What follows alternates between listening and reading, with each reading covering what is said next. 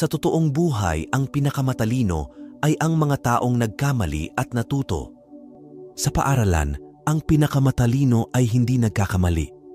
Huwag mong hayaang maging mas malaki ang takot sa pagkatalo kaysa sa saya ng tagumpay.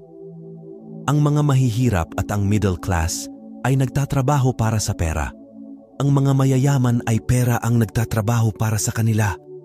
Ang sight ay kung ano ang nakikita mo sa iyong mata. Ang vision ay kung ano ang nakikita mo sa iyong isipan. Ang mga asset ay naglalagay ng pera sa iyong bulsa. Ang mga liability ay kumukuha ng pera mula sa iyong bulsa.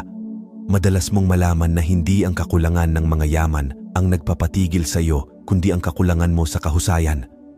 Ang pinakamalakas na asset na mayroon tayong lahat ay ang ating isipan. Ang pera ay talagang isang ideya lamang.